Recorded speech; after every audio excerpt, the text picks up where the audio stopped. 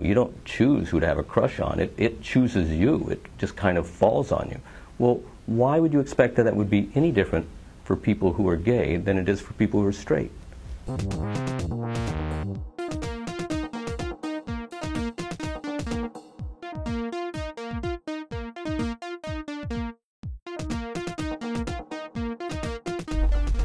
As to the question of whether there's a gay gene, it depends on what you mean by that. Have we found a gene where when a person inherits it, they will for certain be gay? No, we haven't found such a gene. There may or may not be one. But we do know that there's a gene on the X chromosome that has been proven to have an influence on sexual orientation in men. What's more, we know that there are many genes that influence sexual orientation in people. Probably not just one, probably a lot. And it'll probably be the sort of situation where whether or not you're gay depends on which particular combination of genes you get. The example I like to use is to talk about height.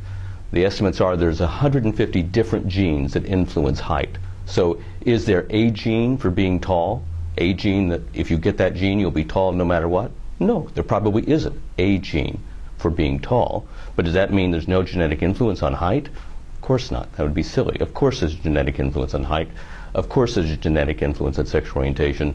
The data are really completely firm.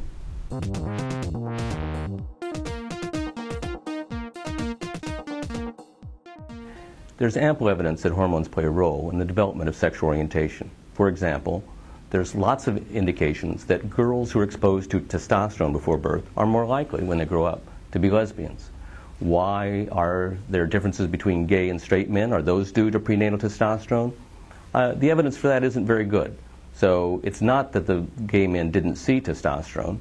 Rather, it seems that the gay men somehow were responding differently to the testosterone that they got before birth. Why would they respond differently? Well, the most likely explanation is that the genes that they carry are such that they respond differently to testosterone than the straight men. The more we know about the development of the nervous system, the more we see the importance of development in the womb. You might think that it's a fairly simple environment. In fact, it's not. It's a very complex environment that's being influenced by lots of different factors. Environmental factors outside the mother, environmental factors inside the mother, and environmental factors that are brought by the fetus itself. So it's clear that there are lots of different influences going on before birth inside the uterus that are not necessarily easy for us to track down. One of the ways we know that there must be such influences is if you look at identical twins who have the same genes and yet they don't necessarily come out the same. What's different about them? It can't be their genes. It has to be that their uterine environment was slightly different one from the other. And sometimes that can make a big difference in the lives of those individuals as they grow up.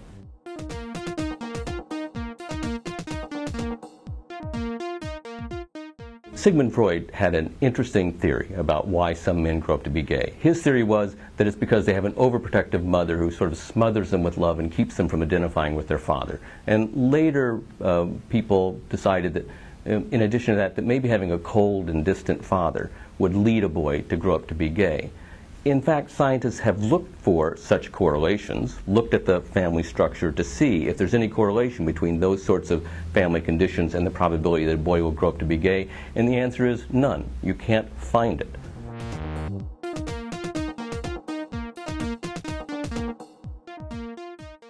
If you hear someone say that homosexuality is unnatural, you can be pretty sure you're not listening to a scientist, because scientists know that homosexual behavior does happen in the wild, all over nature. Lots of different animal species have displayed that sort of behavior. And there are even some cases where animals not only display homosexual behavior once in a while, but where an individual will clearly prefer homosexual relations over heterosexual relations. Are those animals common? No, in general. The animals who are showing lots of homosexual behavior indeed tend to be a minority of the animals out there, but it certainly happens because, you know, that's what nature is really like. It's full of variety.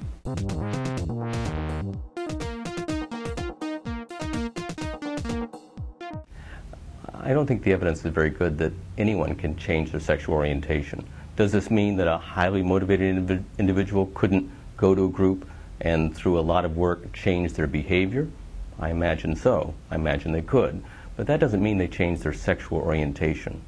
And if you really want to know whether anyone can actually change sexual orientation, if you really look into those reports carefully, the data aren't very good.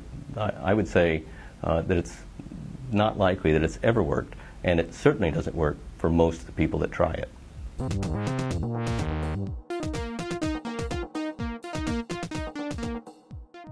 It's true that we're having more findings all the time about the role of biology in sexual orientation, and I imagine that's just going to continue.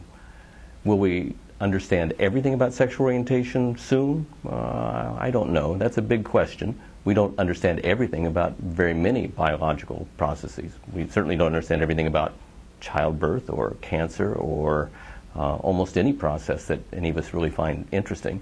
So I think there's the great thing about being a scientist is there's always plenty of stuff we still don't know. The second great thing about being a scientist is that with the right training, you have at least a fighting chance of finding out things that you didn't know before. That's what makes it fun.